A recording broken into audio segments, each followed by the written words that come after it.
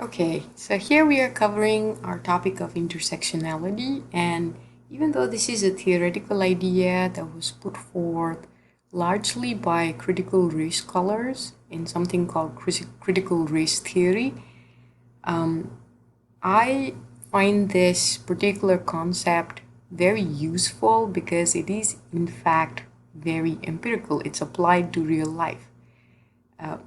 In real life, we occupy several different intersections. We're not simply one racial group or one gender identity. In fact, the whole argument is that different aspects of someone's identity interact and influence the way they experience different things, including gender based violence, which has been our focus. And we have expanded on to looking at transphobia, which is a type of gender based violence, and then homophobia, which is a sexuality based violence. Folks who are talking about intersectionality, such as Patricia Hill Collins or Bell Hooks, and one of the assignments you have is on Kimberly Crenshaw's idea of intersectionality, are asserting that this is not simply additive, so you're not simply adding these different identities that we all occupy, but it's multiplicative or mutually constituted, right? So it's more than just adding on identities. The constructs exist simultaneously and vary as a function of one another, depending on the particular gender, race, and class to which an individual belongs. Right? So, depending on what your social location, find these different identities interacting in different ways. I like this quote, which illustrates the impact of intersectionality on how one experiences discrimination or prejudice. And this comes from a 20-year-old African American gay male collegian who's the father of a 3-year-old.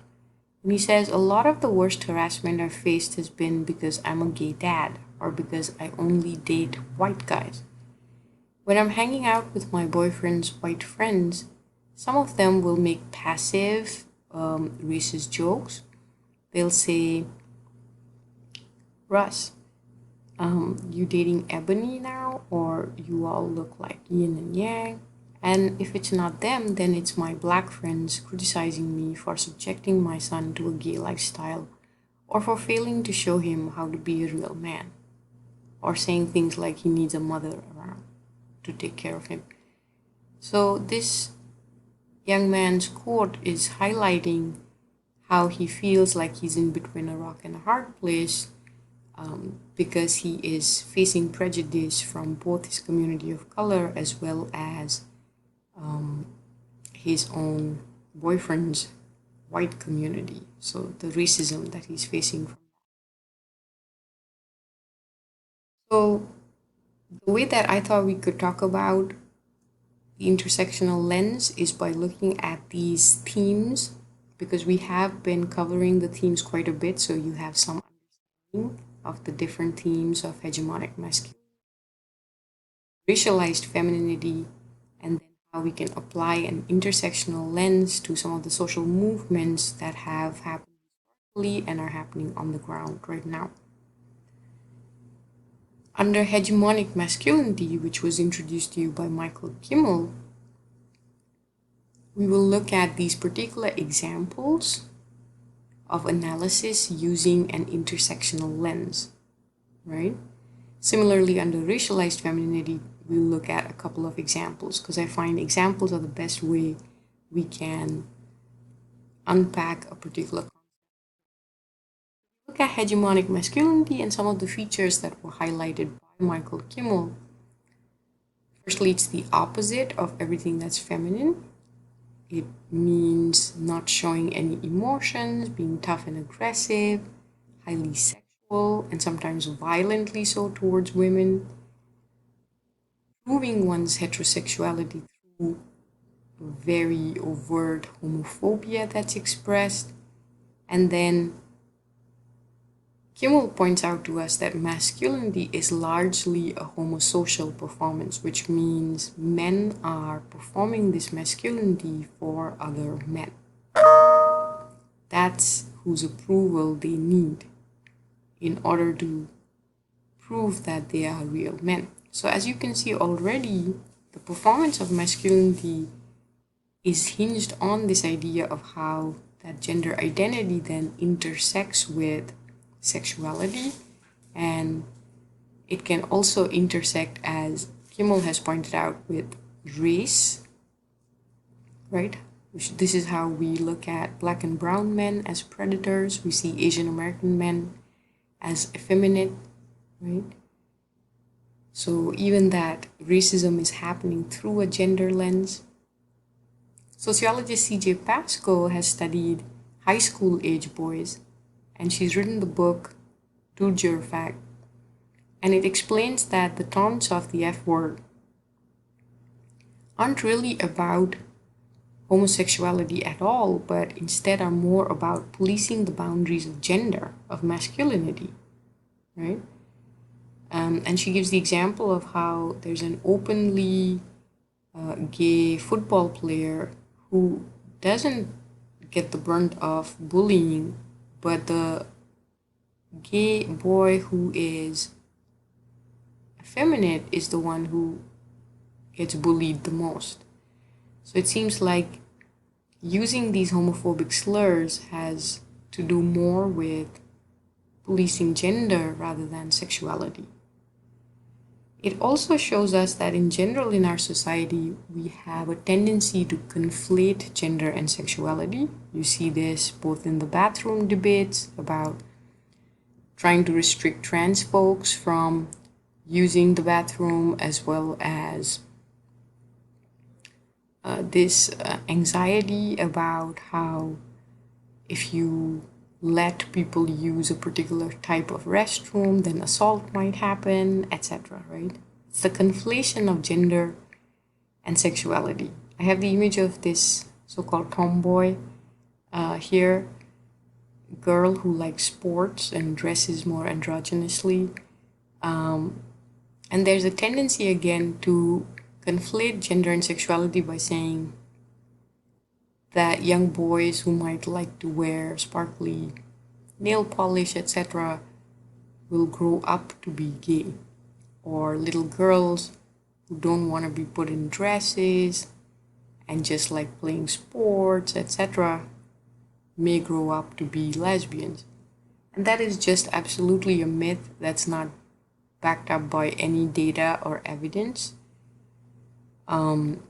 You have lesbian women who can be hyperfeminine or not. You can have gay men who are hypermasculine or not, just like heterosexual men and women can also be the whole spectrum of hyperfeminine to hypermasculine, right?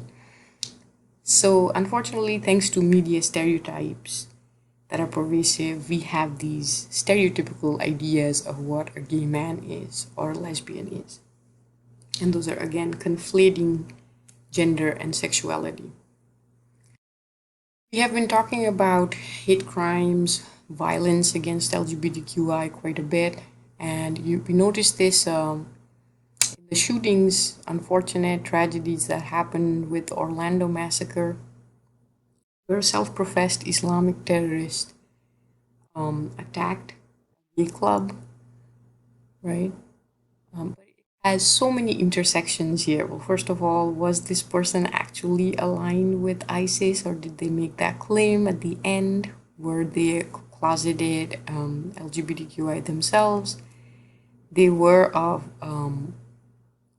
attacking a club which was also Latinx. Were there mental health issues involved? We know that there were domestic violence issues involved. It also touches on this whole idea of gun control, etc. And I thought this quote again highlights the intersectional aspect of it from Vidal Ortiz, who says, even while Anderson Cooper wept when reading the list of those killed, He knows the distance between himself and many of those at the club is enough to build a class, race, and social wall between them. He's talking about all these layers of privilege, right? And indeed, within the LGBTQI community, many a times the criticism is that there are voices that are silenced within that community, whether it's LGBTQI of color, whether it's trans folks, especially trans folks of color, trans women of color, who find themselves marginalized and even really made victims of hateful rhetoric even within the community. So it's really important to look at those intersections and look within the margins at whose voices are heard the most. And if you look at homicides of LGBTQI folks, the National Coalition of Anti-Violence Programs shows that the vast majority of those who were killed were Black or Hispanic transgender folks. And though most folks feel sympathetic towards hate crime victims, lesbians and gays are blamed for their attacks at much higher rates. One aspect of this hegemonic masculinity, of course, is looking at Black men as predators, as thugs. And journalist Staples powerfully discusses how he adds a signifier of upper class whiteness to his Black body, right, in order to avoid the discomfort of frightening people. This is shared as an example of whistling Vivaldi. And the idea is he's saying, I employ what has proved to be an excellent tension reducing measure. I whistle melodies from Beethoven and Vivaldi, right? And the idea is he's activating his class privilege as a way of mitigating how he's perceived in society as this threat. So he's saying, as I am strolling in Central Park and it starts to get dark, I know how I'm perceived by others in society. And so he engages in that impression management of saying, hey, I'm not a threat. How threatening can I be if I'm whistling classical music? You'll find that there's often an analysis, even an accusation of misogyny and homophobia in hip hop. And it might be hard to deny that, yes, there is perhaps misogyny and homophobia in a lot of the hip hop songs, etc. So there are several ways in which we can critique that. We can look at how those were not the origins of hip hop, right? It was more social critique is how it started and then was commodified. So what we share as hip hop or Black culture is a very commodified version of it. And this is the point that Bell Hooks is raising, right? She's saying the better question is, why are young Black men creating this? She says the question is not why are young Black men creating this type of music, but rather why does this music and these lyrical genres appeal to mainstream culture? There's an audience for this, and folks are just consuming it as a commodity. And by the way, this is not limited to rap or hip hop. This is true for any musical genre. If you look at rock and roll or any other genre that folks consume, misogyny and homophobia are rampant in those as well. Here are just some more examples of how you could be using an intersectional lens, right? We will continue to discuss some of this throughout our course, but colorism is a big part of looking at the intersections of race and gender, right? You can also look at intermarriage rates between different racial groups and interracial dating patterns as well. And so it becomes really interesting to see which groups are seen as the most desirable versus which groups are seen as the less desirable, least desirable in our society. and what kinds of stereotypes play